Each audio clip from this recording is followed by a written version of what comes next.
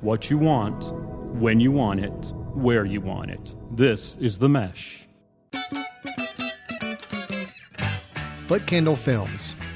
Film news and reviews from two guys who really like movies. This episode is brought to you by the Footcandle Film Society. For a schedule of upcoming screenings and membership information, visit the Society's website at www.footcandle.org. Hello and welcome to Footcandle Films here on themesh.tv. Chris, it feels like it's been forever. I know, it was 2016. We haven't recorded since last year. That's right. Well, exactly. It obviously hasn't been a year since we've recorded, but it does feel like it's been that long. It does. We took a little bit of an extended break through the holidays, and then just getting back in the swing of things here in 2017 has been a fun challenge. But we're here, and we've actually got a really kind of big show. Yeah, you know, I mean, if you really want to measure the show in terms of content and number of films to be discussed, this is going to be a pretty big show. We've got a lot of catch up to do. Right. And we just timed our show just appropriately, so where the Oscar nominations just came out a few days ago. So we are right fresh, ready to talk about them. So today's show, this is our film review and discussion show, and we're going to hold to that promise today as we review the film La La Land. We review the film Moonlight. Spoiler alert, both of those films are nominated for Best Picture. Spoiler alert, I believe one of those two will win. Which one? We'll find out later in our discussion. Right. But we'll talk about the film La La Land and the film Moonlight. You and I both have some short reviews we can give of other films that we have independently seen. I will be discussing the film The Founder. And Chris, which film will you be discussing? I was going to talk briefly about Fences. Fences, that's right. The Founder did not get any nominations. Maybe came out a little too late or missed that whole season. Fences, however, did get quite a few we'll talk about as well. So really 4 films we're going to review. Then we're going to move into our news section where all we're going to do is talk about the Oscar nominations. That's it. Because why not? Why not? That can easily fill a lot of time there. Then, as always, we end the show with our recommendations. This is a movie that each of us will pick out and talk about for a few minutes that we have either caught up with recently, feel like maybe is worth seeing or worth catching back up on, and or just something if you're going into the weekend, you need a film to kind of pull up online. We try to make some films that you can find online through some vehicle. So, Chris, it's a lot to cover, man. It's a lot. Let's cut the chit-chat. Let's get right to it. Is that all right? Yeah, sounds good. Let's go right into our first film review, which is La La Land.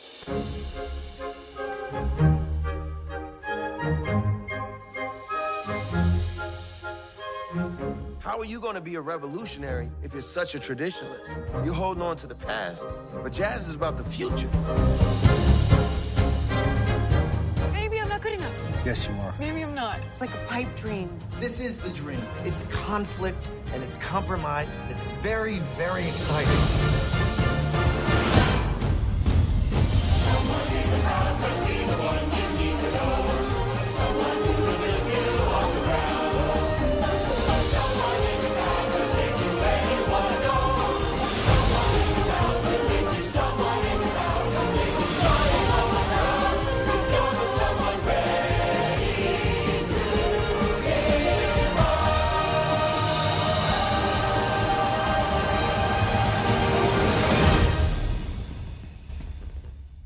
So, Chris, we talked about this film, La La Land, some in the months previous. I think there may have been some discussion about Whiplash, which was Damien Chazelle's previous film, nominated for Best Picture, nominated for Best Supporting Actor, I believe, at the time as well. Did Simmons win? I think he won. I think he did. Okay. I think. I'm going to go with you and say yes. Okay. I don't have it pulled up in front of me, but it sounds like a good answer. Sure. I was a big fan of Whiplash. Really, really liked Whiplash. You liked it. I liked it. There were some aspects that... I know you weren't crazy about some plot twists later in the film. Yeah. I know which one you're talking about. Yeah. I loved it top to bottom. Thought it was a great film. I still find myself watching it every once in a while, especially the closing moments of the film. Okay. So I was extremely excited when I heard about La La Land. The idea of that Damien Chazelle was going to make a true straight-out musical, like big Hollywood-style, old-style musical, starring Ryan Gosling and Emma Stone. The general plot idea is that he's a jazz pianist and she is an aspiring actress. They meet up, fall in love, and then the story progresses and you follow and see what happens to this relationship. all while interspersed with music and dancing just breaking out at spontaneous times. Right. Watching Whiplash, and I know you've seen you've seen Chazelle's short film that was done Well, before. it was a feature, but yeah, it was Oh, that's very, right. No, it wasn't a short very film, but it was independent. a very small independent yeah, film. yeah. Guy and Madeline on a park bench. That is the actual name of the film, not the description. Right. Well, I mean, yes. Yes and yes. So you've actually seen more of his work than I have. I only know Whiplash. In seeing Whiplash, I could have told you going to a straight-out musical was right up this guy's alley. So this sounded like a perfect fit project on paper. Ryan Gosling, Emma Stone, both talented actresses. I have heard Emma Stone sing before, so I knew she had that in her. I don't think I've ever heard Ryan Gosling sing before, so I could not attest to whether he would be a good fit for the dancing and singing part. But here we are. We've got the film. We've both seen it. It's nominated for a slew of Oscars. It won a slew of Golden Globes. Chris, I'll just ask you the simple question. Here we are in the midst of all these nominations. Did it deserve it in your mind? I mean, I get that. Unfortunately for me, I saw this film after I feel like almost everyone else on Earth had seen it. Now, I don't know how many of our listeners, out there have or have not seen it. I like this film, but I do not love this film. Okay. And I think it all comes down to, I think I've heard some people knock the two leads, Ryan Gosling and Emma Stone. I don't have a problem with it. You thought they were okay? I thought they were fun. I thought they were good. It comes down to, I guess, the actual plot of the film. Mm-hmm. Not that musicals are supposed to be, just some like really in-depth plot or some themes. Usually, it's pretty boy meets girl. They do this, but I guess because it was coming from somebody who'd made Whiplash and who I thought some of the creativity would rise to the top and make for a more interesting storyline. Okay. And basically, had this not been a musical, I'd have been so bored. Well, if it hadn't been a musical, movie. it would never have been made. I don't. Well, there I don't are think lots of little romantic comedies that get made all the time. No, but I think this film was specifically made to be a musical. I mean, Well, that's just yeah, I mean, that's the whole thing. Is like I sure. don't think this plot. I agree with you. I don't think the plot warrants a film. It's the musical. It's making. Let's take a storyline and let's build a musical around it in a very grand style. So, I give it more of a pass on the plot and story because of that. Because I look at it more as the production of it as opposed to. Am I watching this for an hour 50 minutes to follow a story? Not necessarily. I'm watching it to gain an experience. But anyway, I'm sidetracking your comment. No, please continue. So I liked it. I think it's the worst word in film criticism. I think it's fine. I liked it more than you. I am a fan of the film. I do have some misgivings with it. I can't say it's a perfect film. There's a few things that maybe keep me just on the border of saying I love it. I really like it. So I guess if that's our scale, you go up and you hit the like, maybe you go really like above that, and then you go love. I'm probably not at the love part either, but for some reasons I'll describe, I'm probably at that really like part. Though. Well, I feel like you cannot deny, which is why I can't say it's a bad film. It's well made. The cinematography, the costuming, the lighting. All that's really well done. The acting is really well done. It just comes down to that part I said about the story. And for me, honestly, there again, a lot of this has to do with build up. Mm-hmm. The opening number, I'd heard so much about this opening number that I saw it and I was kind of like, I didn't really think it was that great. Production-wise, like how they pulled it off, maybe, but the song itself and kind of like, I don't know, it just felt... It just wasn't that impressive to me. I will say for me, the strongest parts of the film were the opening 20 minutes and the closing 15, 20 minutes. Okay. I do feel like those were the best parts of the film. And unfortunately, there's a period of about an hour or so in between where I do feel like it loses some of the energy and excitement it had. Right. Regardless of how you feel about the song and the opening credits, I really like the production of that opening song. And I did see this before you. I saw it probably a week or so before you. Right. I saw it probably right before the really big rush of all this talk about it came about. I had been tracking this film and wanting to see it just personally. Then I think about the time I tried to see it is when I really started to notice everybody started talking about it. So maybe I didn't go in with quite the level of expectations or hype around it that you did. I do think the opening number, actually the opening two numbers, are very well staged, big production numbers. A lot of movement, a lot of dancing, a lot of singing, a lot of choreography, a lot of coordination. And I thought they were really good.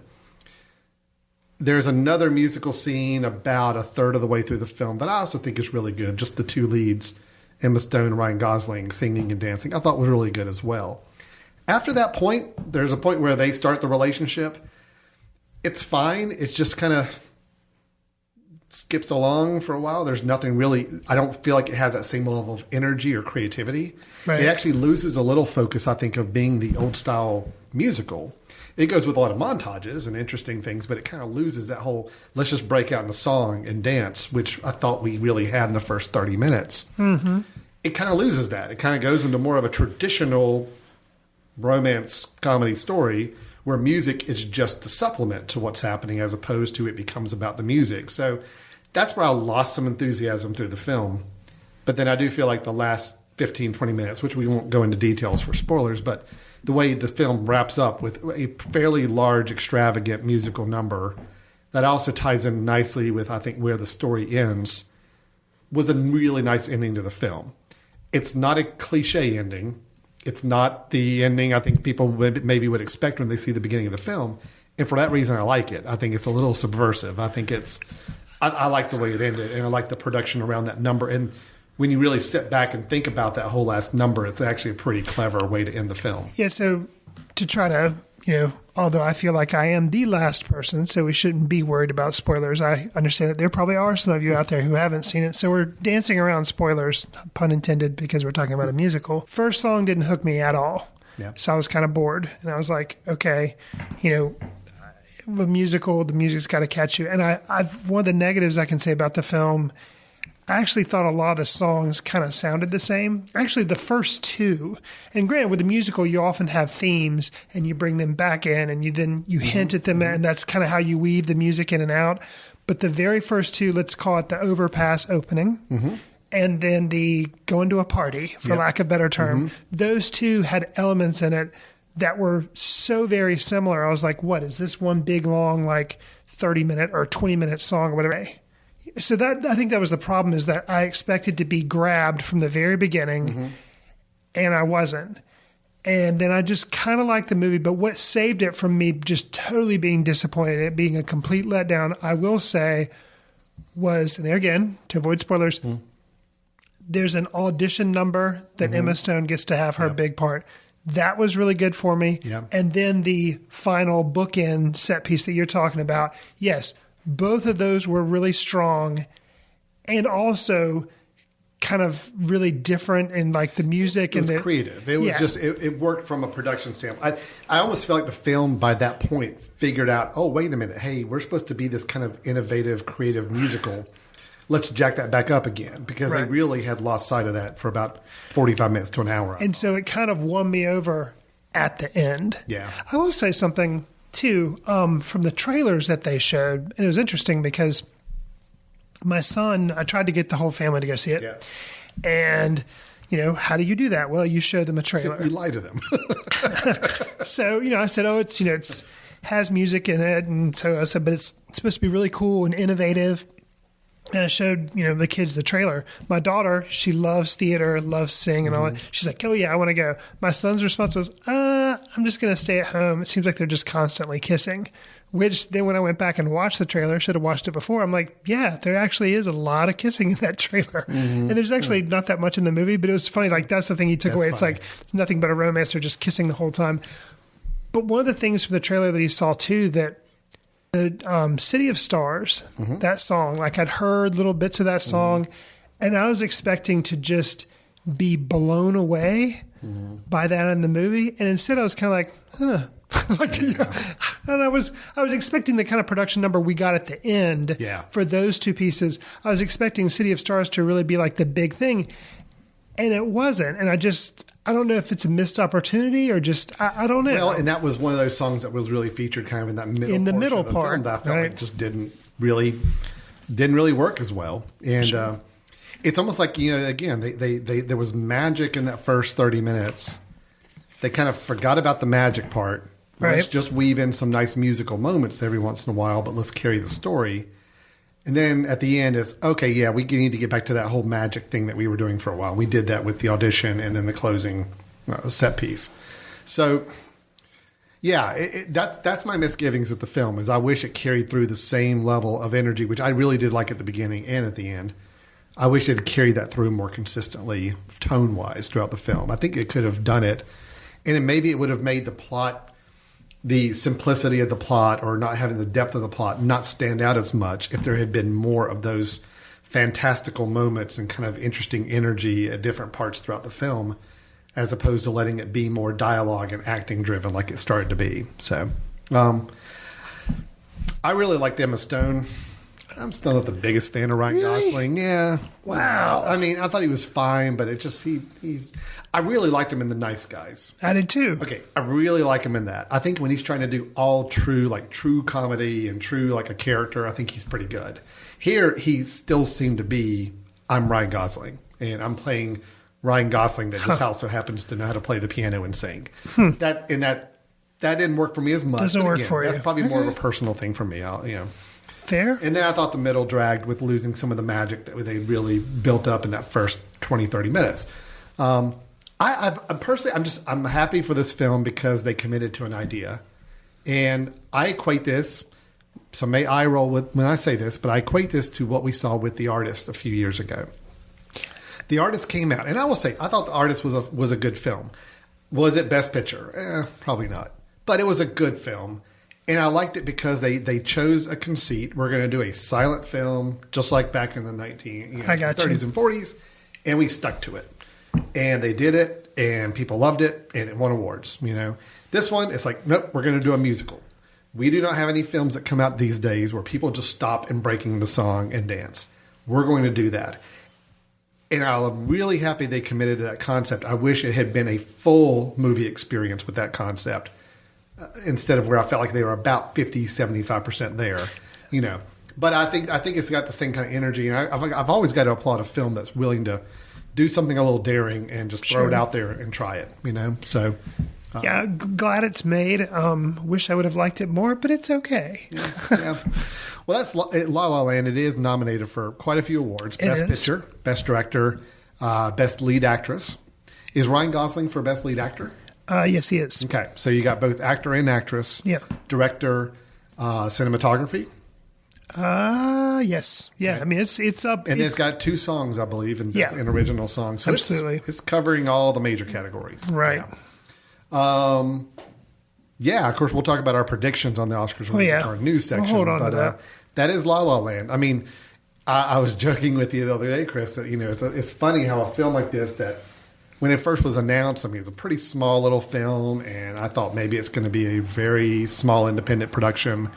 Few people will know about it, but it won't be a big deal. I mean, Saturday Night Live is doing skits about people loving La La Land or the few people who don't and how they're being berated for it. That at that point, that film has just crossed into a whole other level of consciousness in our society. So it's really interesting to see that. I personally can say I'm really happy for Damien Chazelle to pull this off. Whiplash got a lot of attention and it got nominations and all, which is great, but this one is a whole nother commercial success now too. Right. So it's I'm excited to see what he'll do next. I think he's a talent, and I'm happy to see his future work. Yeah, it'll be interesting, and we'll touch on this in the whole Oscar nomination news discussion as well. But you've mentioned that the blowback from people who don't like La La Land. So there's already like the backlash, and then the backlash to the backlash. Yeah. So it's kind of, I don't know, it's interesting. So. Yeah, no, definitely there's definitely backlash. I've seen some people online that are the La La Land haters, and they're getting berated left and right. And I think this was something that kind of surprised me, and maybe something that some of the haters have picked up on. I don't know. something about, and there again, I guess it's because it's being referential to musicals, and it is kind of a throwback, even though it is taking place in modern day. You know, it's obviously it's very modern day. They've got, you know, iPhones and all that kind of stuff. But somehow it just seemed a little, basically in the jazz musician part and the club, and when you would go, it felt very stereotypical and very paper thin about African Americans. And they do have John Legend. He plays a little bit more of a fleshed out, like, human person, but like kind of like, oh, we're going to a jazz club, so therefore it's like going to be this African American jazz club, and Emma Stone's going to be the one little white lady like dancing around and thinking jazz is cool while he's up on stage. Like, there was a little bit of like superficiality about that. That, granted, I guess maybe if they're doing kind of a referential throwback, although you would have to be in the time period of the 40s or 50s or something, like, you know, somehow like something about that just felt a little hollow to me.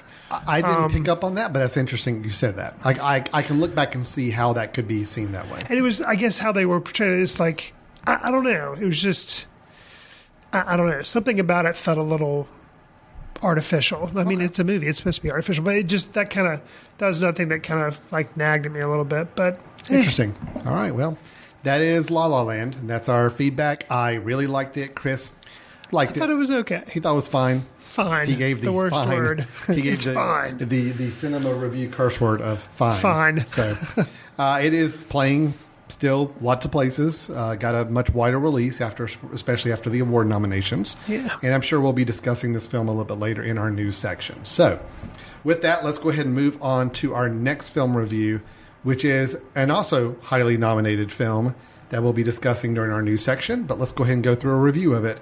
It is the film Moonlight.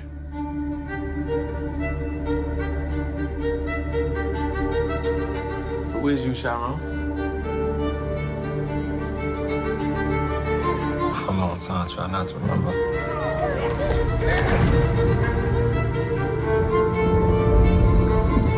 Try to forget all those times. At some point, you gotta decide for yourself who you gonna be. Can't let nobody make that decision for you.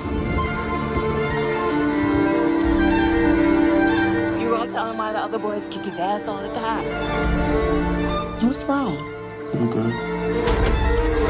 No. I done seen good, and you ain't it. Remember the last time I saw you?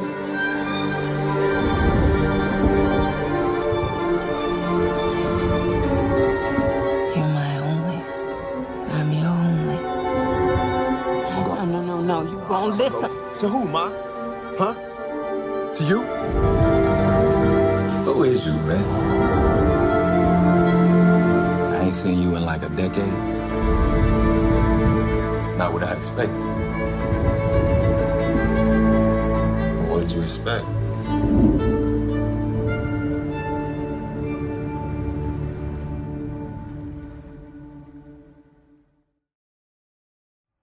So with this movie, which is Barry Jenkins, it's his second film, but this is like the landmark film for him. So for most everybody out there, he's a new director. Yeah. Never really heard his name. The story is told basically in three parts, which you could say, okay, maybe this is a gimmick that he's doing this. Mm-hmm. But it tells the story of a young man growing up and literally from childhood to adulthood in Florida in this really tough gang-centered neighborhood, coming from really tough circumstances and trying to escape it. So you hear kind of what this film's about, and it's told in three different phases of his life: preteen, teen, and then adult. Mm-hmm. Alan, would you think, trying to separate this from things like Boys in the Hood or, things like that have kind of told the gritty urban life of an African-American person trying to grow up, how do you think this film separates itself from that?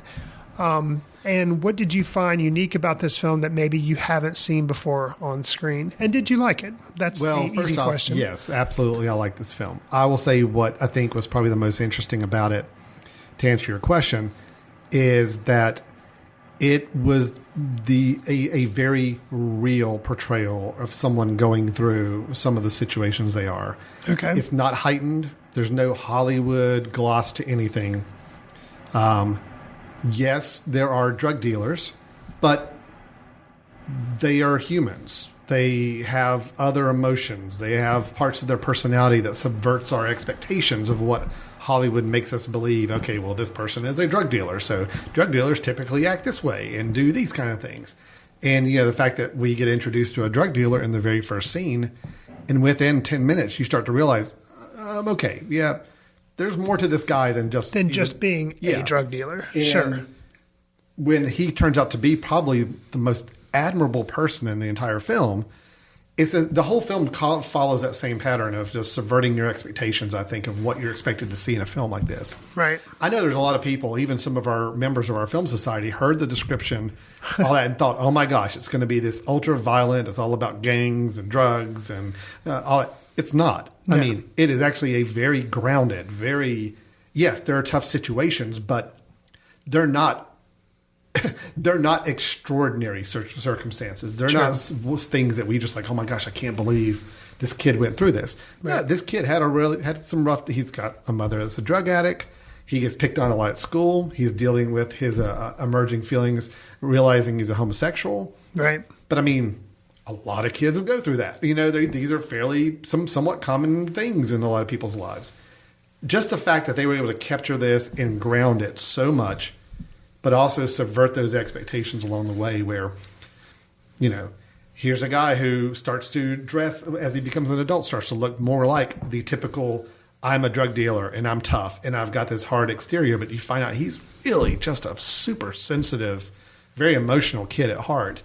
Again, it's all those subverting of expectations. I think this film just did a wonderful job of doing that. And it was captivating. I mean, there's not much to a plot. No. That's the thing, is that people can say, well, what all happens? Well, not a lot, really. Sure. But the fact that we're just capturing these moments at these three important critical phases, and we feel like we just know this person. We know this character by the end of the movie, and we know the people around me. I think it was great. I think it was really, really good. What about you, Chris? What do you think? Yeah, I like the play, and a lot of it comes at it's interesting. Unlike La La Land, I'd heard a lot about La La Land, and I went in with expectations. I'd heard a lot about this movie too.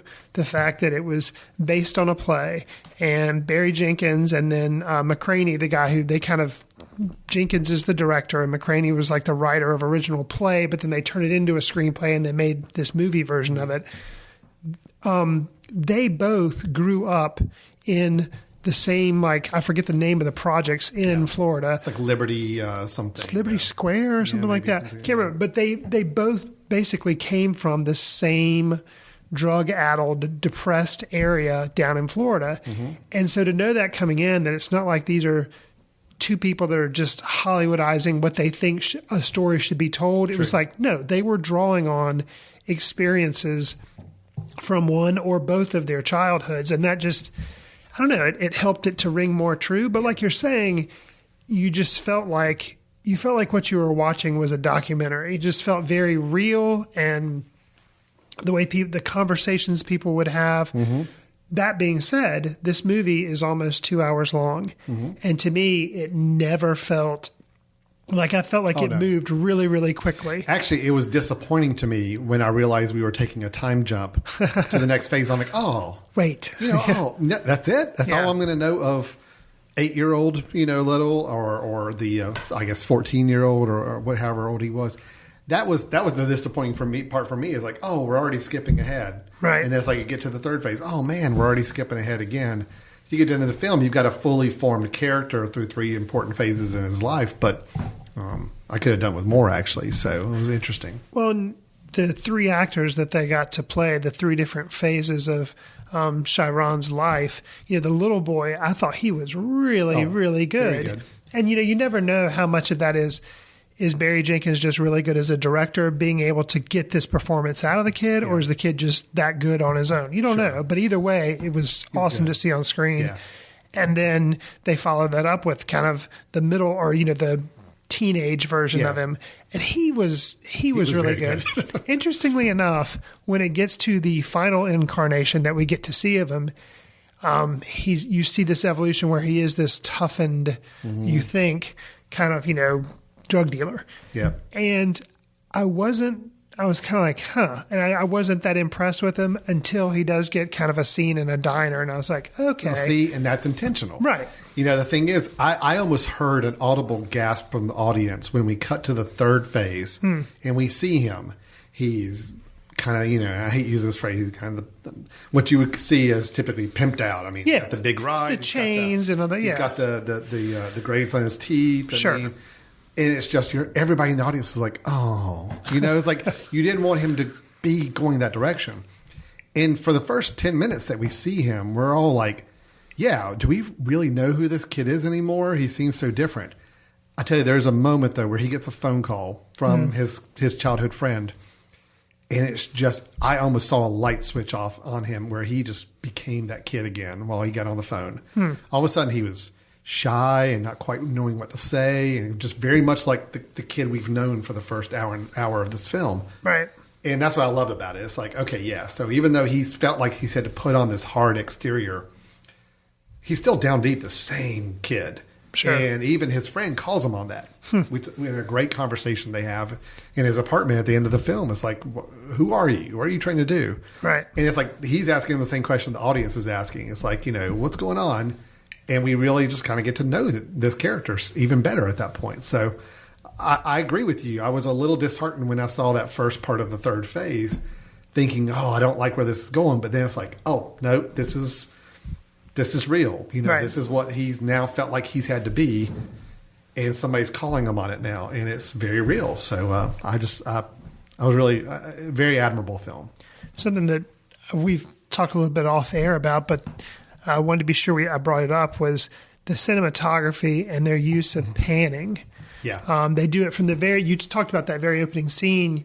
You meet Juan, who's the kind of authority figure that the Chiron ends up looking up to, but you see him out on the street. Yeah. And the camera's constantly swirling around and around and around, kind of like making you paranoid at first. And you're like, what, is this going to be like a Cloverfield type film? Am I going to get sick? You know, because the camera's just constantly moving, but it kind of sets up like, you know, we're dropping you into an urban area and it could be dangerous. You don't really, and it kind of unnerves you and puts you on edge.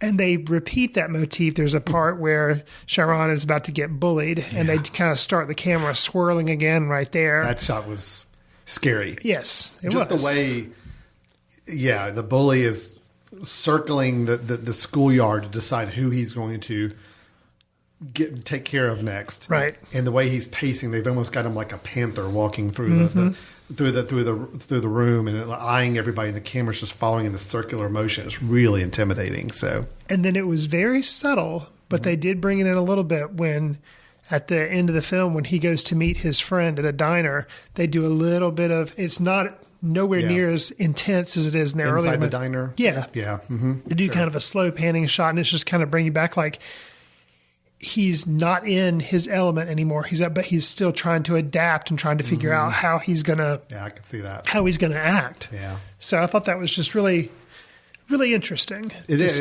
It was some great choices there. I mean, it's not an overly directed film from the camera standpoint, but it does have those moments where they're obviously trying to create a certain sense of emotion around you that either echoes what the character's feeling or dropping you into some sort of environment to kind of get you acclimated quickly.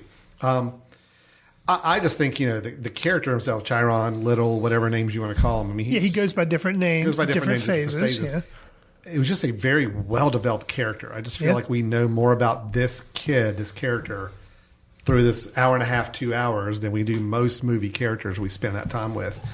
But I will tell you, even though as much as I like him, my favorite character still has to be, or in both acting and drawn-out character, is Juan. Okay.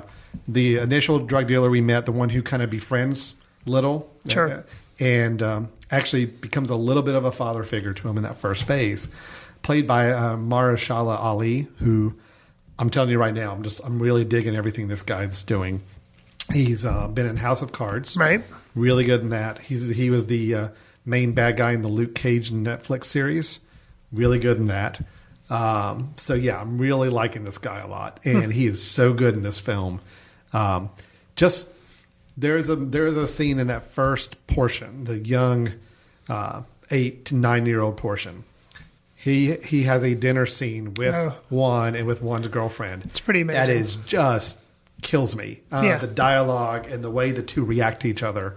Well, and that's one of those senses where, yeah, I guess I'll go out on a limb and say that maybe that little kid can really act, because the way he said those lines and the way Juan reacts to the kid saying, the Mahershala Ali, it's just really well done. Like, you can feel the tension, you see his regret. And it's pretty amazing, that dinner scene. Do you want to call out a couple other? I mean, I'll say acting top to bottom I thought was great. Oh, yeah. I don't think there was a bad performance in this movie anywhere. One that's getting a lot of attention right now is Naomi Harris, who plays Paula, which is Little's mother. And she's a drug addict, which we learn more about. And we see her progression through the 3 phases, just like we do with Chiron's. And I thought her progression was interesting too. Yeah. It was very pronounced. I mean, it was a caring mother, but yet you knew she had a habit that was going to be causing some issues in the first part. Then it was pretty much a pretty bad situation in the middle part. And then by the end, there is some closure to that storyline to some degree. And I just thought that progression was handled really well too. She was really good. Janelle Monáe, who, I've known as a singer. I like her music. Never seen her act before. This is the first time. I know she's in the film Hidden Figures as well. Yeah, right. But she was also really good as Teresa, which is Juan's girlfriend, who also befriended Chiron too. And then I try to remember who played Kevin as an adult. I don't remember offhand. Oh, yeah. But he was really good too. He was, yeah. Top to bottom, again, I just think everybody in this film acted their tails off, and it was really, really well done. Yeah, I'm impressed. I have not seen Barry Jenkins' first film. We're going to have to go back and check that out, but I look forward to see what he's going to do next. So well, and it was, even though this was a very small independent film that without a lot of star power to it, Brad Pitt was a producer. It's one of those situations where obviously there are some now Hollywood connections, so whether that means that Barry Jenkins can get to really call his shots on some future projects and has some good funding and producers behind him to make it happen, I hope that's the case. Right. Maybe so. It can be a good sign to have some big names kind of sign on to be a producer for your film. They've got a lot of faith in it, and hopefully that helps propel him forward into another project as well. So overall, though, I thought it was great. Yeah. I thought it was a really, really good movie. And I saw it twice in a row, 2 nights in a row, and was just as riveted the second time as the first time. So. Always a good sign. Absolutely. So that is Moonlight. It, as well, nominated for a lot of awards. It is nominated for Best Picture. It is nominated for Best Director. I believe so. We've got Best Supporting Actor with Mahershala Ali for one, correct? Yes. And Naomi Harris, supporting actor, and then supporting actress Naomi Harris for Paula. Right. I think that's the main ones there as well. So good. And then it gets other one like the score and cinematography and stuff like that. Sure. But yeah. Right. Okay, so that's Moonlight. It is probably a little harder to find than La La Land in your theaters, but it is opening up a little bit more places now. So I mean, it's playing right here in our good old town of Hickory, so that's a good sign that it may be playing a lot of other places. Since we are, in this season of movies with Oscar buzz, even though The Founder didn't get the Oscar buzz that maybe I wanted to, Alan, why don't you tell us you have seen The Founder? I did see The Founder. So The Founder is the story of Ray Kroc. Gotcha. You may or may not recognize the name, but Ray Kroc, and I'm going to say, quote, the founder of McDonald's. Of course, the quote around the word founder is really the basis of the movie in the long run. John Lee Hancock was the director. He was also the one responsible for The Blind Side. Okay. And I believe he also did Saving Mr. Banks, which I never saw. I did see that. Yeah. Yeah. I have not seen either of those two films. Huh. But you haven't seen either one? No, but I could pretty much tell you I know the tone of those films. Ah, okay. And let me hold off on my criticism of The Founder for a second. I will talk about some of its virtues. First off, you like McDonald's. I will eat McDonald's. Okay. I mean, it's hard to say I like McDonald's. I don't seek out McDonald's. Sure. But I'm okay with McDonald's. And I am more admirable of McDonald's for what has become the consistency and the style of the restaurant has become. Now, got you. That's the parts of the film I thought were really interesting. Okay. The story of McDonald's is a really interesting story, and this film does capture that entire story. We have two brothers who are played by Nick Offerman and John Carroll Lynch. They play Dick and Mac McDonald. Okay. their storyline is really interesting because it is, I've read enough about it. This is truly the story of how the McDonald's franchise started. Michael Keaton plays Ray Kroc, and he is a salesperson who comes into contact with the McDonald's brothers, is fascinated by their operation, and convinces them to let him go out and sell franchises. They have no interest in managing franchises. They just want to manage their one store. But they like the idea of their brand of restaurants being at other places. Well, one of the brothers does. The other one just wants to support his brother, so they agree to do it. But like many business deals, there's some complications, there's some frustrations, there's some, hidden agendas behind things. And over time, we basically see a falling apart of this relationship between the brothers and Ray Kroc, which ultimately leads to now Ray Kroc being generally considered the founder of McDonald's, which obviously is not true. So what we have is a film that we have the main character that we're not supposed to be necessarily sympathetic with. The movie tries really hard to keep us balanced on liking or not liking Ray Kroc. Okay. It does a fair job of saying, hey, listen, this guy has some positive qualities. This guy was very determined. He was very passionate. Maybe the brothers were actually being a little hard to work with, causing him to go in a different direction. Maybe that all happened that way. It did a fair job of giving us some balance to the sides. At the end of the day, though, I mean, it's still pretty much painting Ray Kroc as somebody who stole something. Got you. I thought Michael Keaton was okay. I didn't think he was great. His personality seemed to fluctuate a little bit throughout the film. Sometimes he was channeling a very subdued Beetlejuice. Like a southern subdued Beetlejuice. Okay. Other times he was just being Michael Keaton. And it wasn't the most consistent tone of performance throughout the film. So sometimes that pulled me out of it a little bit. I thought Nick Offerman and John Carroll Lynch as the two McDonald's brothers were really good. And again, their whole part of the story I thought was probably the best part of the film. There's some really great montages kind of showing them building their first restaurant and some of the situations they ran into that I thought were really well done. Overall, it's just the film played it probably a little too safe. It did fall into the standard biopic trappings. And there were some moments that were just a little too over-the-top cliche. Wow. Okay. Just Ray Kroc pulling up to one of the first McDonald's stores that has the big golden arches, and just the way it was shot and just made to be so over-the-top dramatic. And it had moments like that throughout the film that I thought were just didn't really... They could have played this so much more straight at times, but they went for a little more sensationalism and over-dramatic moments when they didn't need to. Okay. So Laura Dern plays Ethel Kroc, Ray Kroc's wife. Totally underused, totally wasted part, which is always a shame. I don't even know why do you get a big actress to play a part when she doesn't even leave the house. I mean, I think she's like in 4 or 5 scenes, and she has a few lines in each, and that's it. Okay. I would always prefer let's bring in some new actress we've never seen without any preconceived notions about her and do that. BJ Novak from The Office, from The and Office, Glorious Bastards and all, plays someone who enters the picture really late to help Ray Kroc out with this situation. Linda Cardellini plays Joan Smith, who, spoiler alert, becomes Joan Kroc later in life. But again, if you've read anything about this person, you know that. How he meets her also does not make you like the guy very much. So the film played it probably a little too safe. Okay. I didn't think Keaton's performance was great, which I was really looking forward to see him play this part. But the story itself is really interesting. It's about time they made a film of this, because I think it was a well worth topic to make a film about. Sure.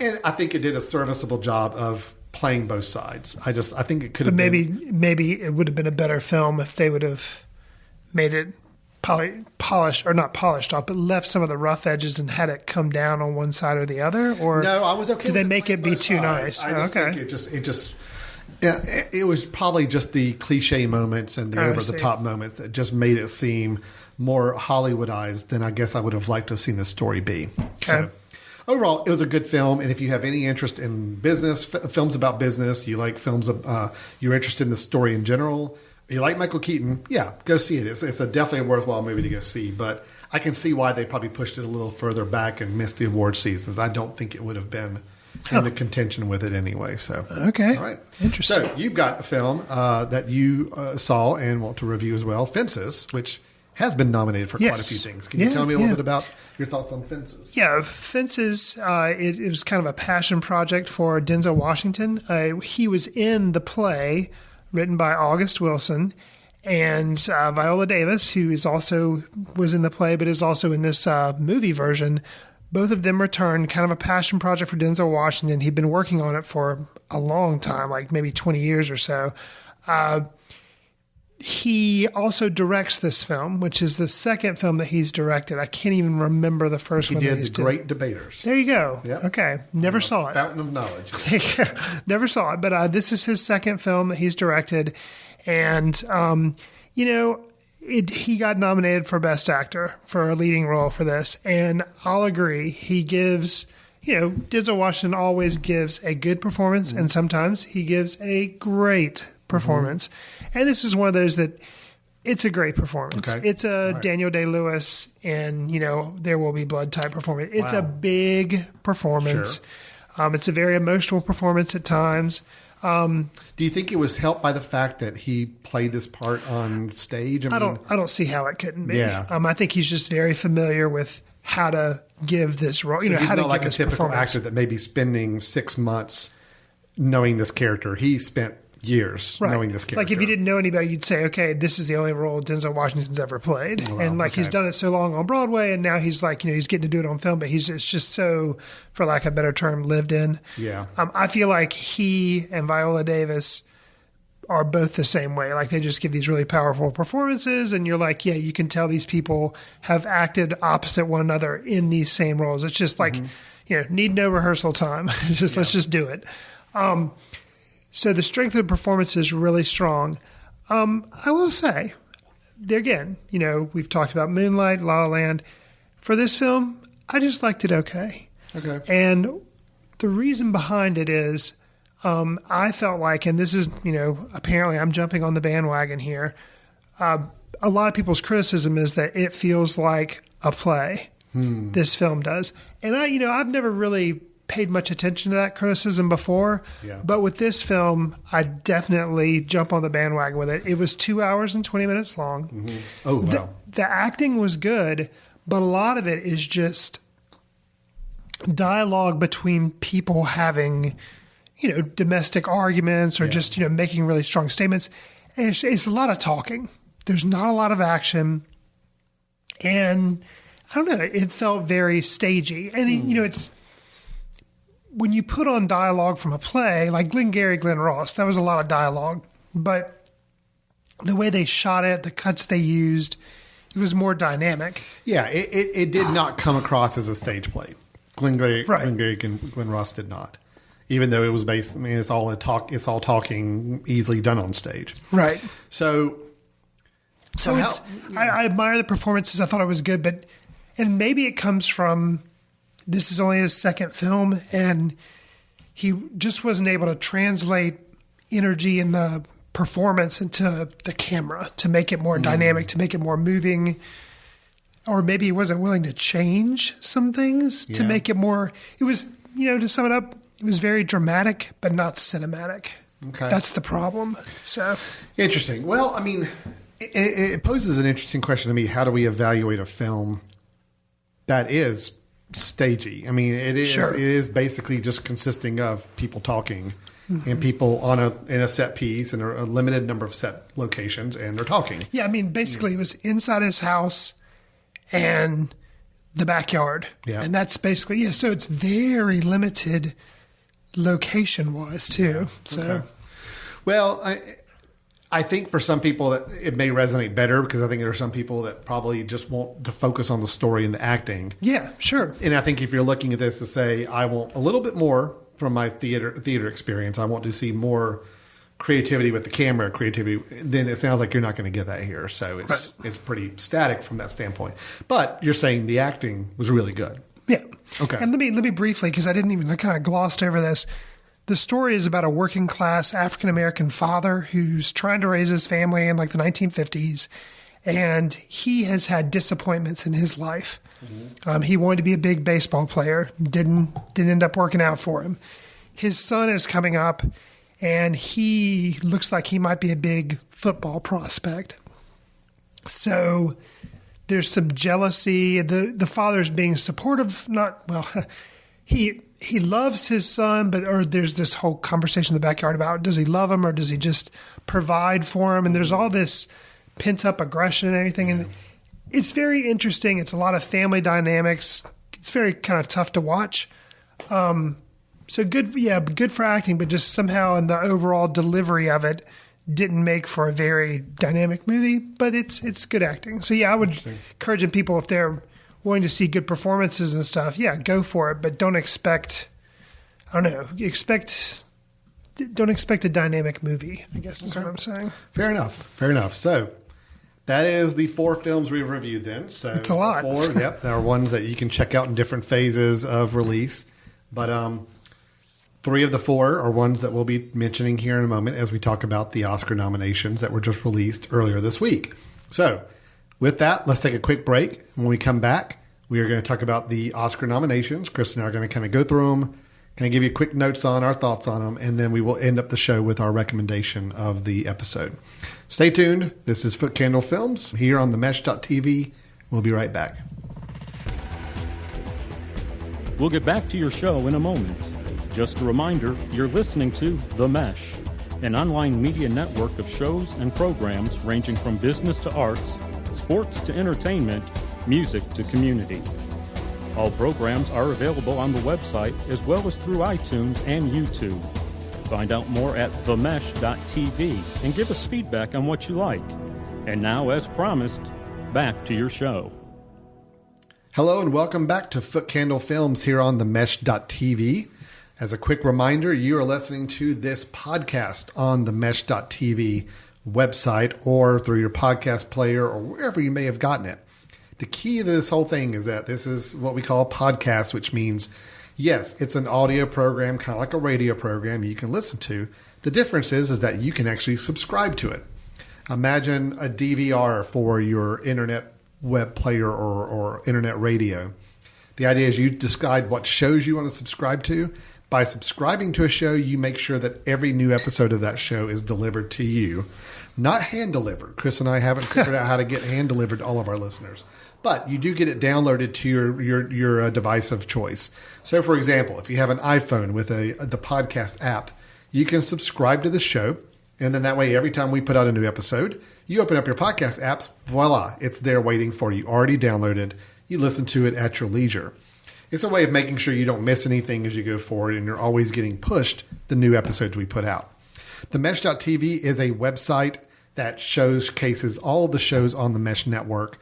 There's a variety from sports to education to business and to, of course, film. So you can go and listen to any of them on demand at the website or go onto our site on iTunes, look for The Mesh, and you can find all of our shows in one place, easy to find as well. So we appreciate you listening to the show. We appreciate you listening to this podcast. And please go out and check out themesh.tv website to see all the other offerings we have. So, Chris, let's get back to our show here for Footcandle Films. We did our 4 reviews of films earlier. Now let's shift over and talking about news. The big news right now, the only news we're really going to talk about, Oscar nominations. Yes. So the Academy Awards, of course, for film, it's the big event. It's the Super Bowl. Yeah. It is coming up in late February, but about a month in advance, they will release the nominations of people who are up for these awards. So we have the list of nominations in front of us. We have gone through them ourselves. We're going to talk about some of these categories. We'll self-admit there's some of these categories we have not seen the films for. Sure. So we will skip through some of those categories that just don't relate to us, or maybe we just don't have enough knowledge or information to share. But we'll cover about half the nomination topics here. So Chris, let's go ahead and start talking about, I'm looking at through our list here. Let's go ahead and focus on writing first. Okay. So there's 2 categories that are always in the Oscar nominations. You have writing from an original screenplay, meaning obviously it's an original story that was made for the film. Or you have writing from an adapted screenplay, meaning it's based off of some other work, a play, a book, whatever it may be. So the nominations for writing original screenplay, Hell or High Water, which I know you're a big fan of this movie. Yes. So I'm sure you're very happy to see that their name popped up a few places throughout the list here. La La Land, which we talked about earlier. The Lobster. Is this the only mention of The Lobster on this list? It today? is. Oh. Yeah. Well, of course, Chris and I both really love The Lobster, but at least to see it at least mentioned one time on this list was really nice. Manchester by the Sea, and then 20th Century Women. So, interesting film selections here. I think The Lobster making it on was interesting, but probably well-deserved. I thought it was a well-written film. La La Land, I would not give the writing award to, personally. I'll be self-admitted with that, as much as I did like La La Land. I don't think writing was its strongest suit on a screenplay side of things. Sure. Unfortunately, those are the only two I have seen. You have seen Hell or High Water. Right. But I think we're both out on Manchester by the Sea and 20th Century Women, correct? We are, yeah. Do you have a prediction on where you think this is going to go based on our somewhat limited knowledge so far? Having seen 3 of them, I feel like this is going to be one of those years. Meaning, I feel like La La Land, spoiler, is going to run away with a lot of stuff. I think La La Land will probably take it. Okay, well, that's one award. But I haven't seen Manchester by the Sea. But based on what I know, that's one award I would not. I don't want to see La La Land win. Oh, I don't either. Yeah. I mean, if I'm saying what, I'd say The Lobster. Yeah. But as far as what we want to have win, Right. I think it's going to be Manchester by the Sea. Even though I have not seen it, everything I've heard is that movie really is. It's the writing and the acting that really sets that movie apart. Okay. So I'm going to kind of go on that assumption that that's going to be the one where they go. Okay. Now we've got adapted screenplay, meaning adapted from some other work. We've got Arrival, which is based on a short story, my understanding. Fences, obviously based on the play we've already talked about. Mm-hmm. Hidden Figures, I don't know what that's based on. Maybe probably a biography or a novel of some sort. Lion, and then Moonlight. We also talked about Moonlight being based on a play as well. So Arrival, Fences, Hidden Figures, Lion, and Moonlight. I like seeing Arrival on the list. We had a good time with that film. We did. I did think that was a well-written film, well-written science fiction film. Fences, you've got some first-hand experience with that. And then, of course, we both have seen Moonlight, but Hidden Figures and Lion we have still not caught up with yet. Any thoughts on where this one's going to go? I want to say Moonlight. Yeah. I feel like a lot of times, of course, I didn't go with this with La La Land and original screenplay, but I feel like a lot of times in the writing, that's where the little guys get a chance. Mm-hmm. Yeah. That's where, like, if they didn't get nominated anywhere else, they can kind of steal one away from the other picture that's winning like 9 Oscars. It's like they'll give it to somebody else. I feel like Moonlight stands a chance of getting this one. Okay. So. And I'm with you on that. Actually, that was going to be my pick as well. Okay. I think to take a play and to take these diverse stories from the director and the original playwriter, to put it together and to just write a really, I think, well-written film.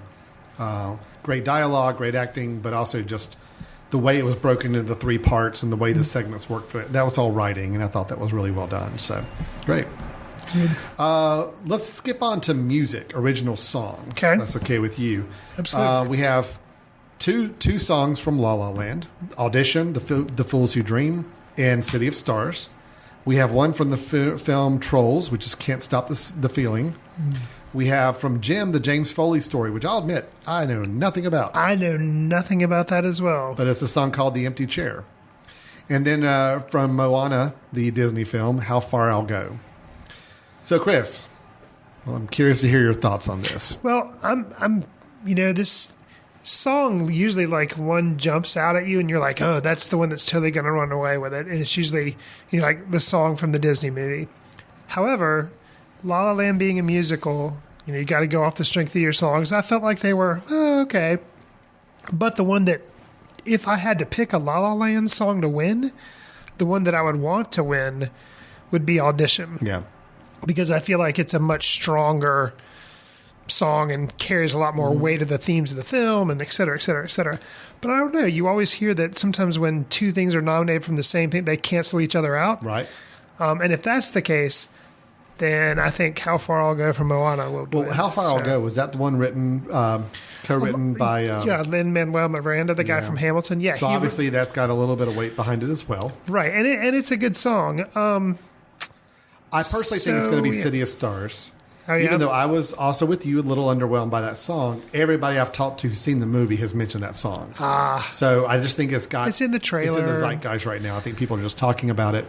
And I think when you think about original songs from La La Land, people are kind of gravitating to that song right now. So I think that's going to be the one to win. Well, and of course, it's the happier. Yes. It's lighter. People like to hum it, whereas Audition's kind of heavy and Sure. yeah. So that's best song. So you think City of Stars is going to take? I think that? so. Yeah. Okay. I agree with you. I think I like Audition better, but I think City of Stars will be the one to win. And here's the thing: we never reviewed Moana, did we? No, on the I never show? saw it. I saw it, and I thought it was good. The songs are really good. Okay. And I have to say, for me, it's like a return to a Disney musical as good as the ones of old. I say old, Like Aladdin, but Lion Aladdin, King, Little Mermaid, kind of the Lion early King. 90s. Yes, it's a return to that good. Like the Great. song, it's not just like you have one song. There were several songs. Like I was actually there. 4 or 5 songs that are just as good as the one they stuck on here. Yeah, and I actually like better than the one that's on here. So yeah, Moana is a good film. So Great. Yeah. Now Disney's hitting their stride. I mean, I They think are. ever since they got into the Frozen category, I mean, now it's just Yeah. they're actually outperforming Pixar, which is really interesting. Their own Pixar division.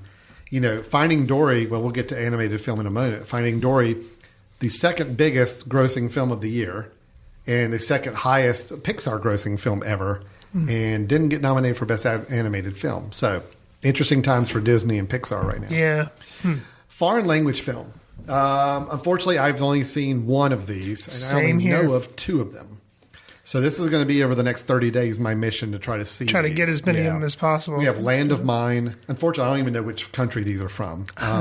Land of Mine, A Man Called Ove, which is one that we did review a couple episodes ago, and we were both pretty high on and liked the film a lot. The Salesman, Tana, and then Tony Erdmann. Tony Erdmann, I've heard of, and I'm anxious to see. Me too. But I don't know anything about the other 3. So all I can say at this is I'm happy to see A Man Called Ove was nominated because I do think it's a worthy film. And I think I said for my review, I liked it a lot, but I really loved all the flashback moments. All the acted scenes in the flashback periods were extremely well done. So I'm happy to see that one got nominated. But yes, I do need to catch up on the other ones over the next. I have about 30 days, right? Yeah. Okay. The time is clicking. February is ticking 26th. That's your now. day. Got to do it by 30 then. days. All right.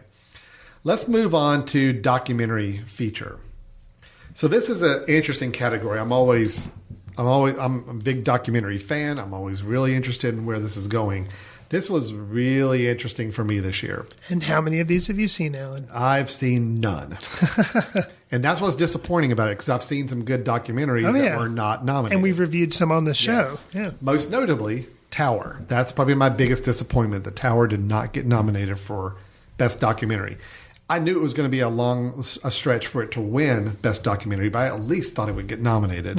Just because it is a very inventive documentary, trying some new things, and it's telling a very harrowing tale, but yet with a somewhat uplifting ending that I think just worked for a lot of audiences. Right. So very disappointed to see The Tower was not nominated.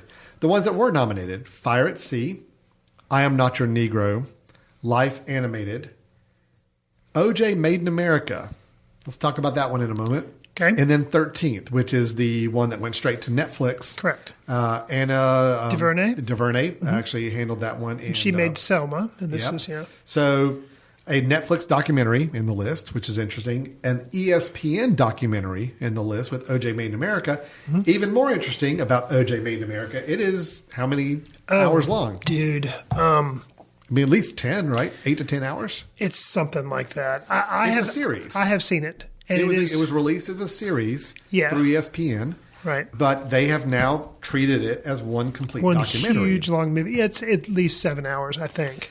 So here's begs me the question. Sure. This model has now been broken. The idea that a documentary or feature has to be a certain one-time viewing situation. I've never seen a series nominated as a complete work. But yet we have nowadays a lot of these documentary-based series out there. Making a Murderer was one that was on Netflix last year that got a lot of acclaim and got a lot of attention. I mean, is that now our standard that, it doesn't matter how long or how episodic something is, you can stitch it together and it becomes one complete work for awards? What about, Netflix is doing tons of dramatic series that are like 13 episodes long. Could those be considered a film? I don't know. I will say, yeah, I think they did have, I guess at some festivals, they released OJ Made in America so that you could watch it in like 2 segments or something like that. Yeah. So you could watch like a 4-hour segment. And then I don't know how you could sit through that. But I am surprised, really, really surprised that they nominated this just because of it is kind of breaking a mold. And that's something that Oscar doesn't seem to really want to do. But it is just so... I don't think they could not nominate it because it's so well made and it says so much. And it's not just, though, here's some information about O.J. Simpson. Yeah. It's about racial tensions. It's about so much more, and it's so well done. I feel like they had to nominate it. Will they let it win? Yeah. I don't know. I'm fascinated from a mechanics standpoint of this. Right. Where does this draw the line now? If I did a dramatic series with 13 episodes and it went to Netflix. So if you had a really good season of House of Cards, could that just be a film? See, but then I could say the question is, okay, well, if the fact that it's going for seasons and it's a long-going continuing storyline, does that all of a sudden invalidate it from being a movie or a feature that could be... Well, they have a definite start and stop date. OJ Made in America is like, it's going to be this thing. But, Making a Murder on Netflix did as well, and there's been other documentary-style series. Mm-hmm. It's just like, are now they all in contention? It doesn't matter if it's episodic or broken into smaller parts. Anyway, I just think it's really interesting. I'm very fascinated to know if what's going to evolve, because I also believe we're at a very high period of time for TV right now. So many series going to Netflix and Amazon and other places are really good, rivaling the quality of movies coming out. So is this a way of we're going to start to see this blend a little bit, that they're just wanting to reward motion pictures regardless of the format? Doesn't matter if it's one 90, 120-minute feature or if it's stitched together from 10 episodes, it's treated as a singular work. I'm just really... This could be really... critical for how the Oscars go forward in the years to come. This one nomination. So. I'm curious to see 13th. I saw both OJ and 13th and liked them both. Netflix had a couple other documentaries that I was surprised that they it's like, I wonder if in the process somehow it's like they chose one Netflix documentary and not another, because there was Amanda Knox, there was one called The Witness. There's some others that are like kind of went to Netflix immediately, kind of almost like they were exclusive. And I'm wondering if they just picked one of them to be the one that was going to be. I don't know. I'm going to go ahead and go on a limb and say I'm going to guess that I Am Not Your Negro will be the one to win. I've heard a lot. I've been hearing a lot of buzz about that film. Yeah. And even though OJ Made in America may be worthy of winning, I think there's going to be a barrier to people who actually are watching all the films. Something about the length of and it not being a traditional standard documentary could stand as an impediment. Is going to keep some people from giving it the vote.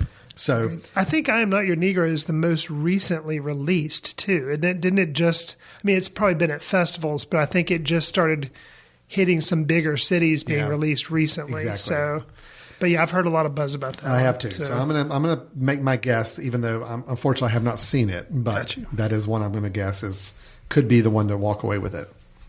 All right, so now let's go into some big topics here. So directing. Yeah.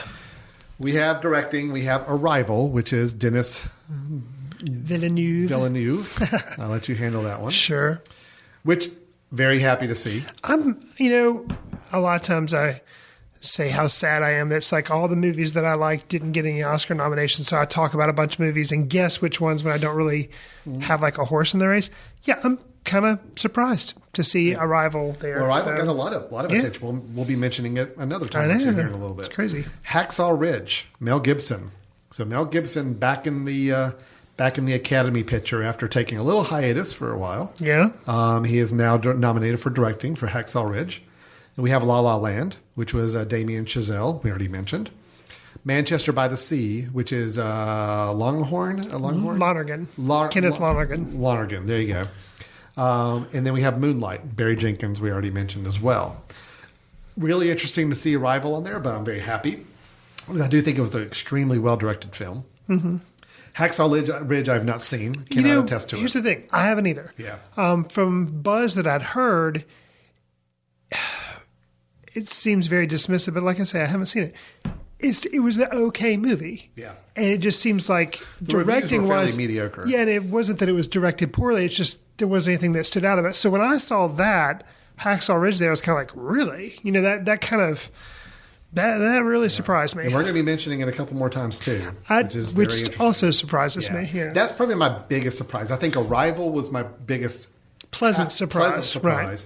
Hacksaw Ridge being so nominated was my interesting surprise. Right. Like, not expected. Not that you're saying it's bad. It's just kind of like, well, I haven't seen it, so I Neither can't one of us attest to have. it. But just knowing that it got as many high level nominations as it did, based on the reviews I saw and the feedback I saw, was really surprising. Agreed. Yeah. Agreed. La La Land, we knew was going to be on there. Absolutely. Manchester by the Sea, we knew was going to be on there. Moonlight, we knew was going to be on there. Those three are the three I was saying 3 months ago. And those are going to be the big three. And I think Damien Chazelle's going to win it. I think you're probably right. I'm okay with that because I do think directing was. We haven't seen Manchester yet. I do think directing was the aspect of the film that I was the most impressed with. Sure.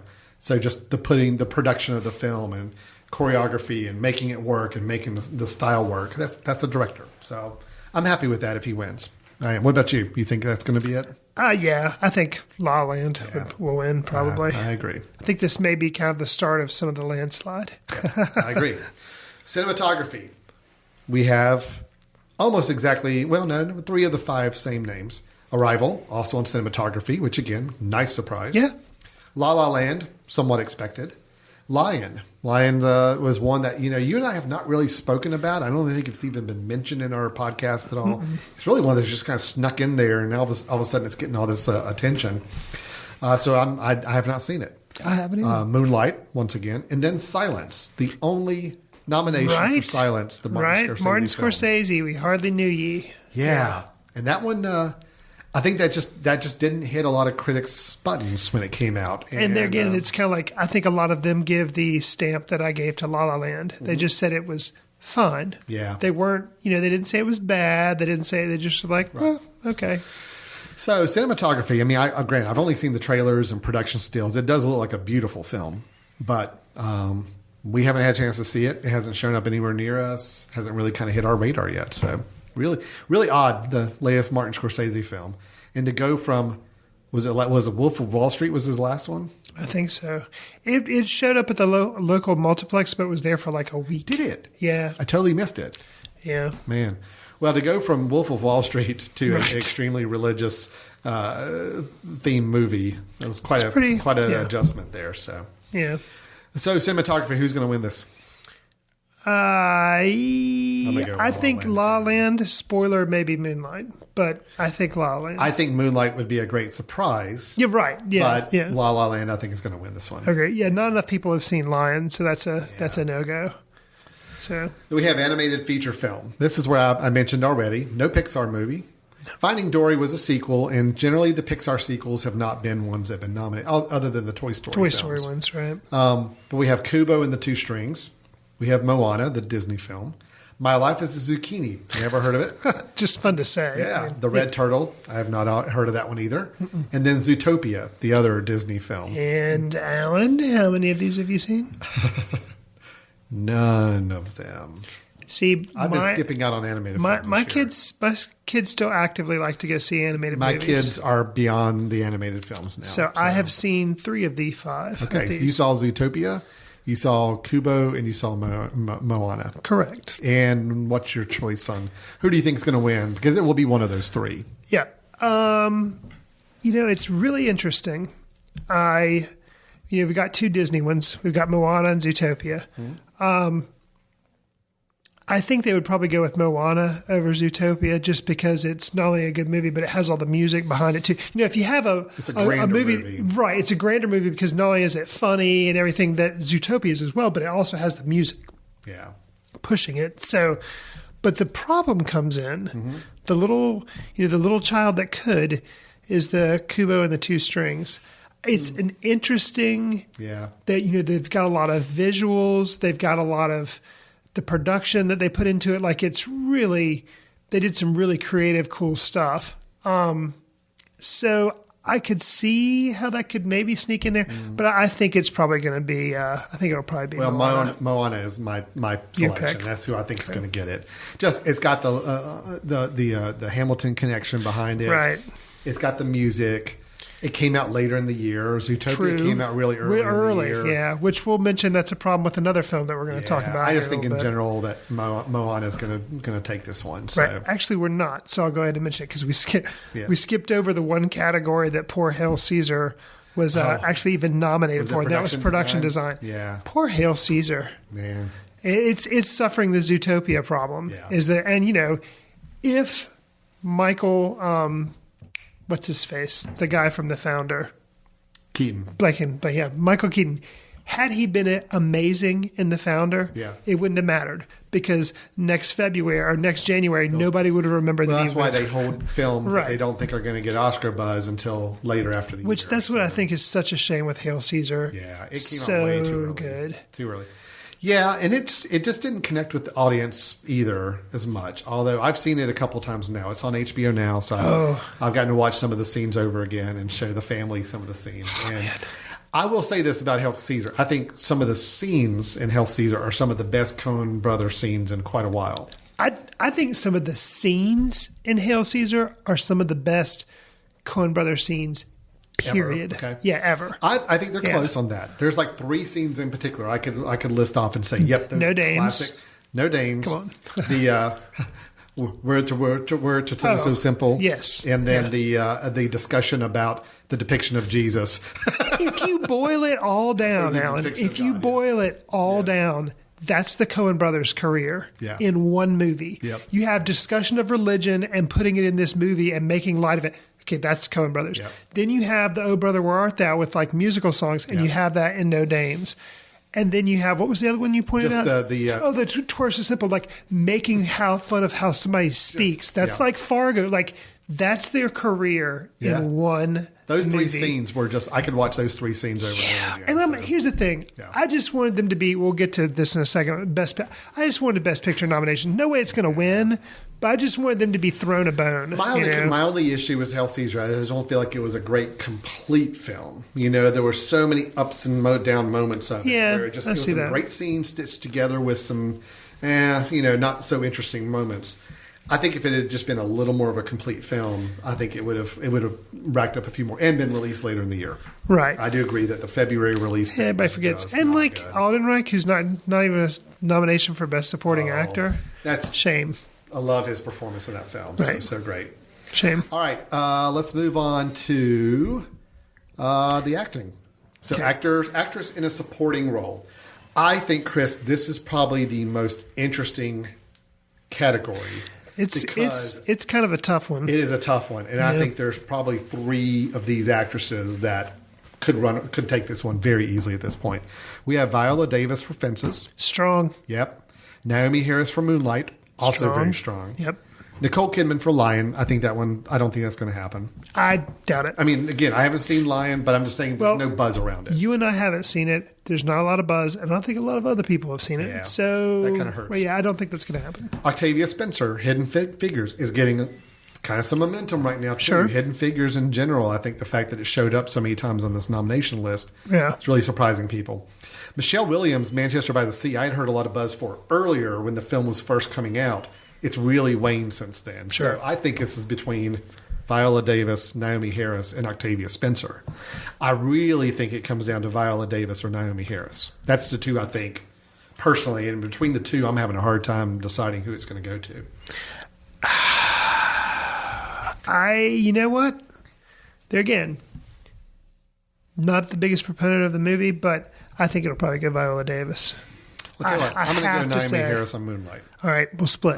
Okay. I think Naomi Harris and Moonlight. Although I think it could be a toss-up between those 2. Sure. If it's not one of those 2, or if it's not Octavia Spencer, I think it'll be a real shock. You know what? Here's the reason I'm giving it to Viola Davis. Screen time. Yeah. Because basically, Naomi Harris it's isn't in the movie kind of a lead actress performance. Yeah, that's true.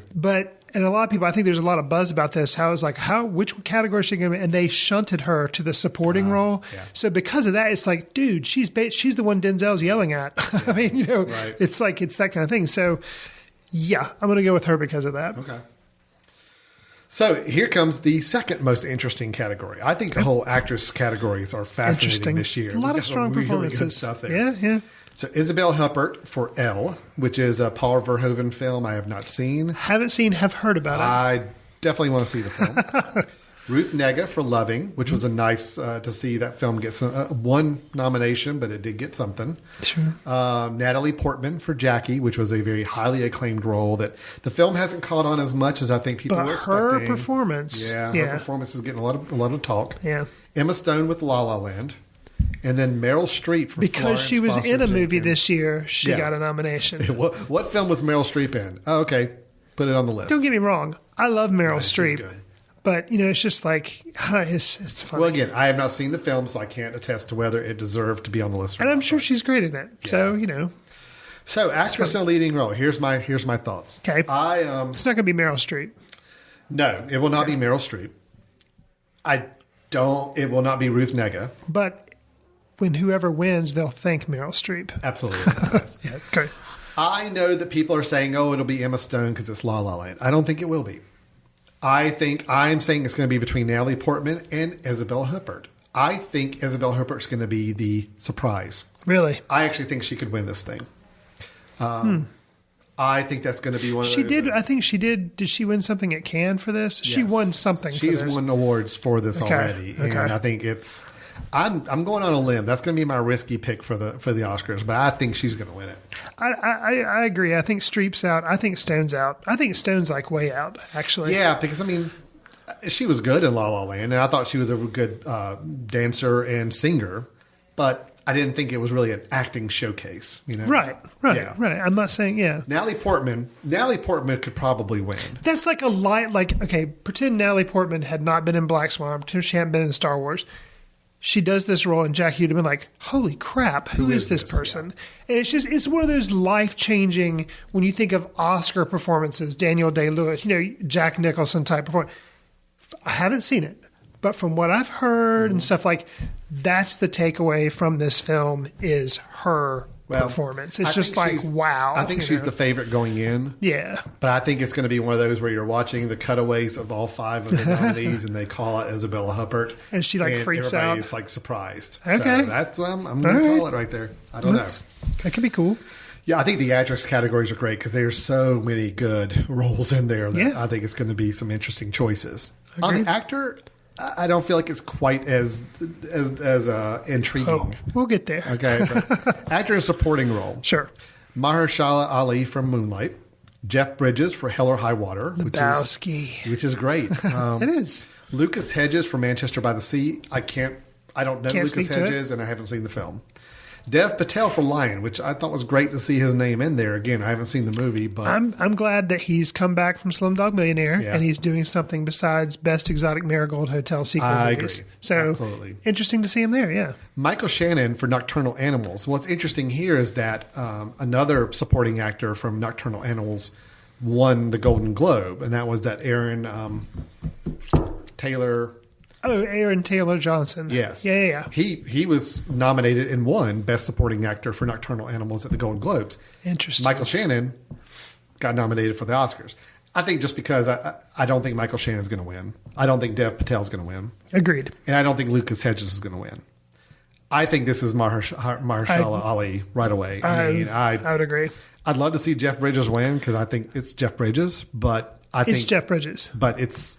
He won. I love Jeff Bridges. Yeah. He didn't win for Lebowski, but he did win for Crazy Horse. That's right, he did. And that was kind of like, you are a great actor. You do a good job. I think it was more of a body of work. Yeah. If he had never won an Oscar, then I would be tempted to say maybe this could be it. But no, I agree. If Ali doesn't win it, I would be really... I feel like that's the lock for Moonlight is the supporting role. I completely agree. And I will actually be disappointed if he doesn't win because I really liked his role so much in that film. Agreed. All right, so then actor in a leading role. Casey Affleck from Manchester by the Sea. Andrew Garfield for Hacksaw Ridge. That one really surprised me as well. Yeah. Ryan Gosling for La La Land. Viggo Mortensen for Captain Fantastic. Yeah. That's the one I'm kind of surprised about. Yeah. I've heard of this film. Yeah. But it just kind of came and went. And there was nothing about it. And then to see that pop up, I was like, that is the most. I mean, I was surprised to see Hacksaw Ridge, but you talk about being really surprised. Captain Fantastic. I'm like, what? Yeah. Yeah. And then Denzel Washington for Fences. Right. I will tell you, I do not think it will be Andrew Garfield. Agreed. I do not think it will be Viggo Mortensen. Definitely agreed. But that would be so awesome if it was, because he would have absolutely no inkling that he was going to win. He'd be like, he thanks. may not even be there. Right. Ryan Gosling, I don't think is going to win. I don't think La La Land's going to get the 2 lead. I don't think it's going to get acting. at all. I agree. I think it'll win, something else I'm going to mention in a little bit, but I don't think it's going to win the actors. I agree. I think this is between Casey Affleck and Denzel Washington. I do too. And I think it's going to be Denzel Washington. I feel like I need to see Manchester. You haven't seen it, but I feel like I need to see it. I feel like you're probably going to say the same way. It's a really good performance, and I think all the added of Oscar So White, I think that will. Well, I think there's another factor playing here. Okay. Too. Casey Affleck has a little controversy around him right now. Really? Yep. There's been reports in the last few months, and this is a lot of other actors and are coming out and kind of trash talking him for it. When he made the film, I'm Not Here, or I'm not with Joaquin Phoenix. I'm not there. I'm still here. Yeah, something like that. The Joaquin Phoenix thing where he pretended to be like going crazy. There's been reports coming out now that women have come up and said that during the production of that film that Casey Affleck was abusive to women verbally and kind of harassing to women. Again, it's all rumor. Supposedly it's been settled out of court. Casey Affleck's come out and said it's not true, but all that's been swelling back up, and even other actors and actresses are kind of coming out and saying, yeah, this guy needs to be punished for what he's done or whatever. Wow. I think just because of some of that mulling around. But it was back something there, that took place a while ago. Because it was the whole Joaquin. It's all come Phoenix back up thing. since he's been now back in the public eye with this film. So I think I don't like the fact that may be the case, that may be influencing decisions, because I do feel like awards should not take your personality in the mix. It should just be, this is the performance you did. But I think when we're talking about other Hollywood people voting over the next 30 days, I think that's going to hurt them. Okay, interesting. So I say Denzel Washington. Okay, I'll go with you on that. Yeah, Ryan Gosling would be a disappointment if he won it, because I thought he was fine, but I didn't think he was a really acting as much. And just Denzel Washington, I mean, it could be a little bit more body of work as well for him. So sure, yeah.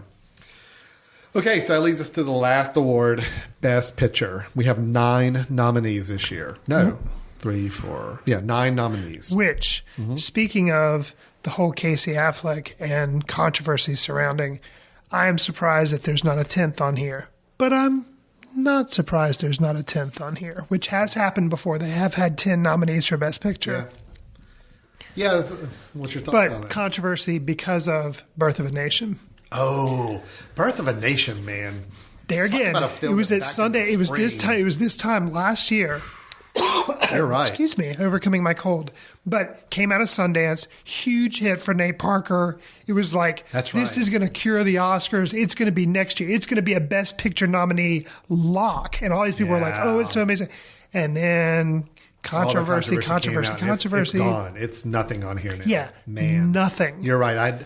I completely forgotten Birth of a Nation now. Right. And I'd never seen it. That was back in the spring, man. That was all the buzz. Okay, well, Best Picture, we have 9 nominees. We have Arrival. Awesome to see that on the list. It is. Sci-fi film actually nominated for Best Picture. Doesn't happen very often. Snowball's chance in hell. It'll never win. But still, it can at least say it was a multi-nominee this year's award. Yeah, not just one token award for effects. You're right. Fences, Best Picture nominee. Hacksaw Ridge. Hell or High Water. Wow, that was a surprise to see that one there. Yes. Yeah. Screenplay, that's one of the ones you think it throws a bone, like Lobster. Or supporting actor, too. Like you get a showy performance. But Best Picture. Yeah.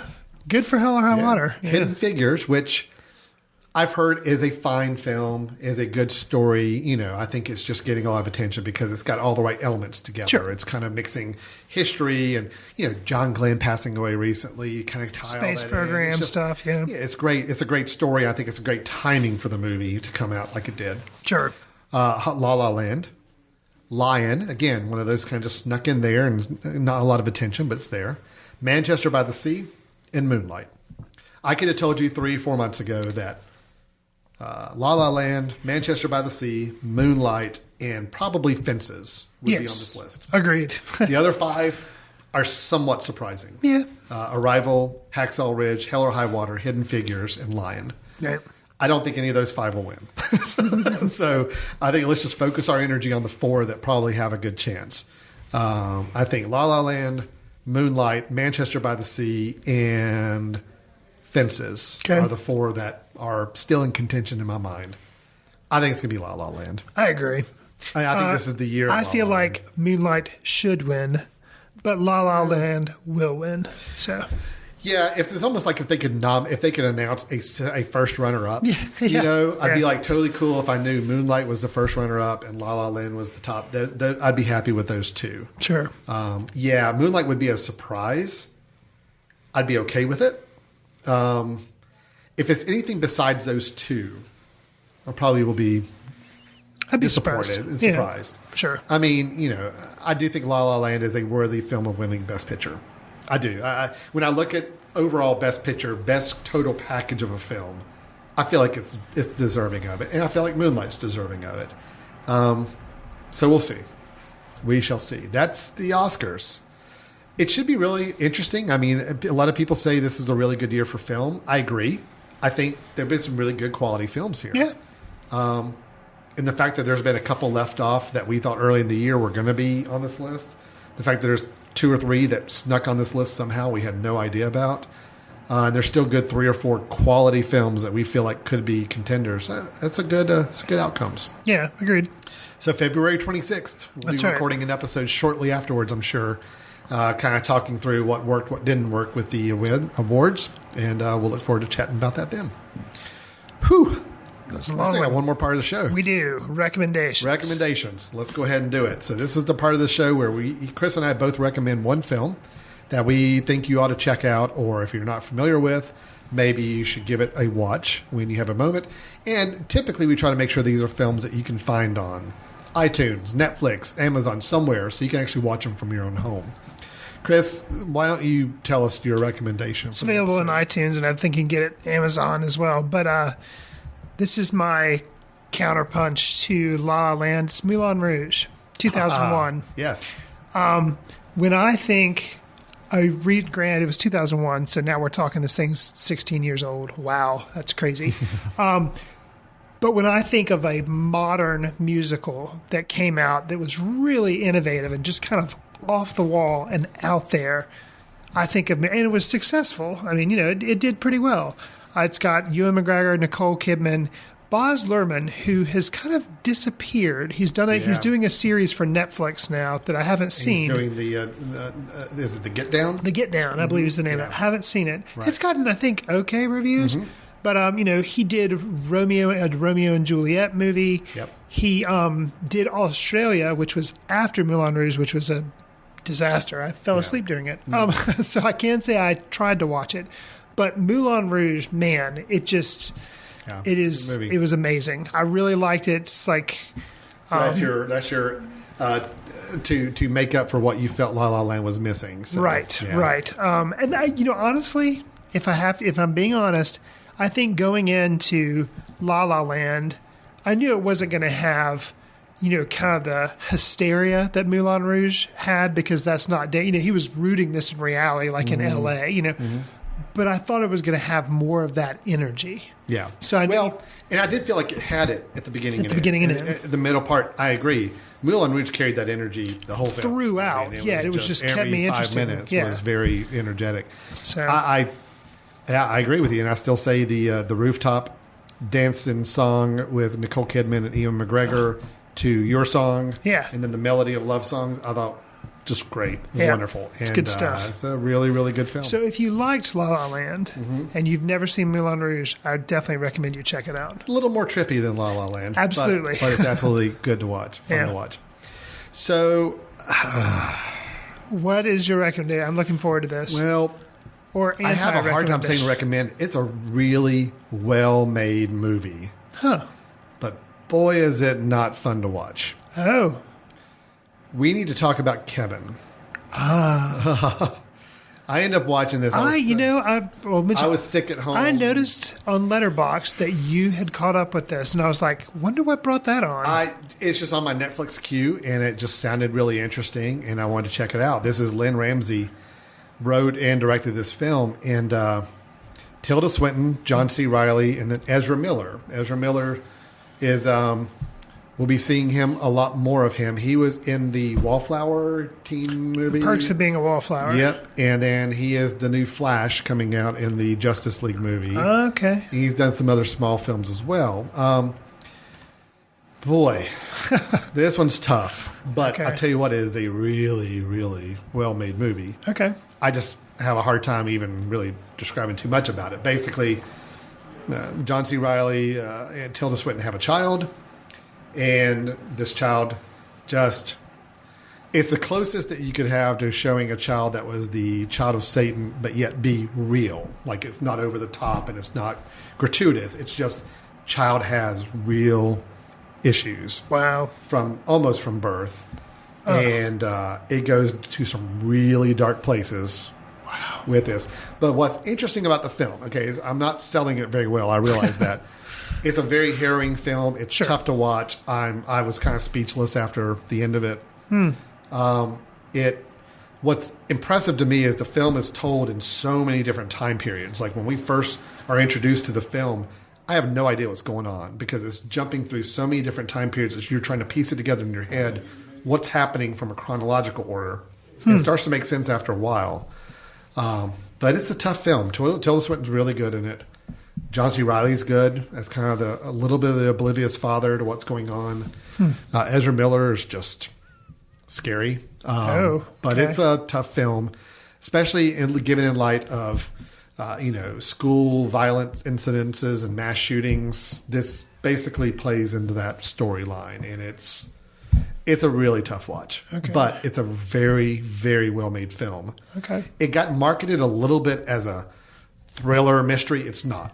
There's no mystery thriller about it. It's just watching a family go through probably one of the worst situations you can imagine a family going through with their children. So as a parent, it's very tough to watch.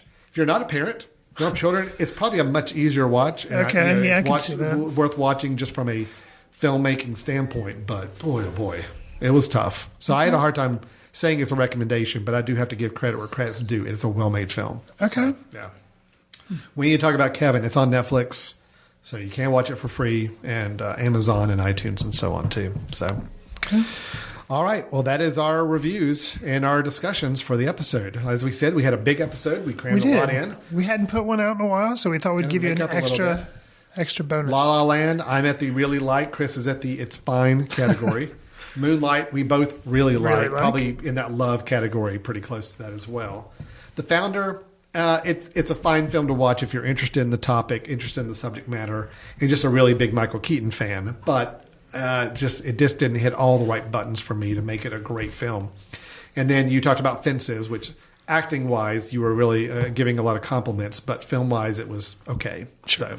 So, translating a stage play to a film maybe just didn't translate quite as well. Right. We need to talk about Kevin. Tough film, but I think interesting to see if you've got the stomach for it.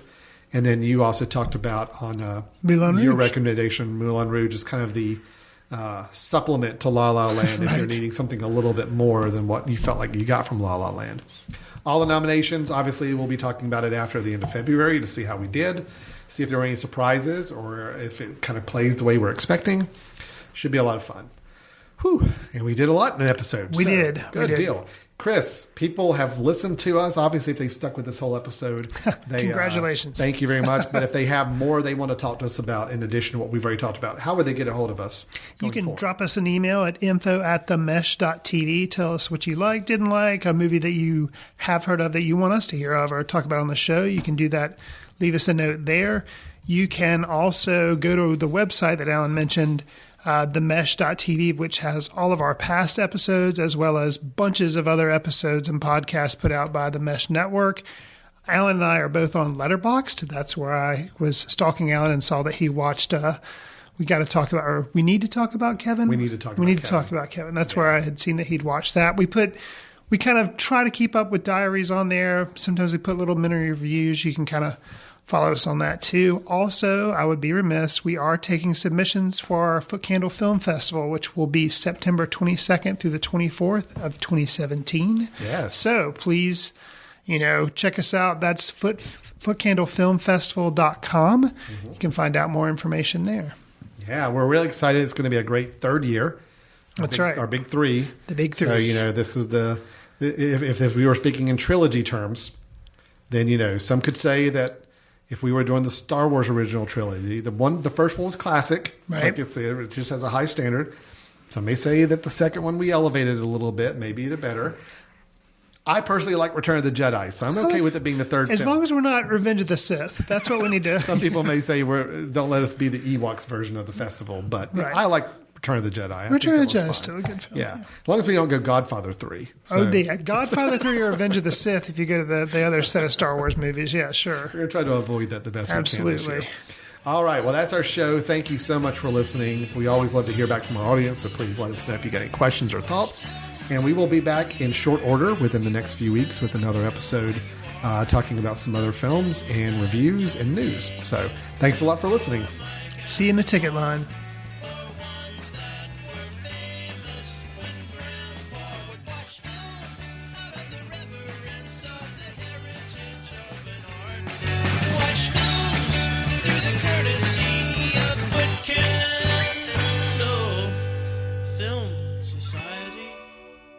Special thanks to Carpal Tuller for the show theme music. For more about Carpal Tuller, visit www.carpaltuller.com. You've been listening to The Mesh, an online media network of shows and programs ranging from business to arts, sports to entertainment, music to community. All programs are available on the website as well as through iTunes and YouTube. Check us out online at themesh.tv. Discover other network shows and give us feedback on what you just heard.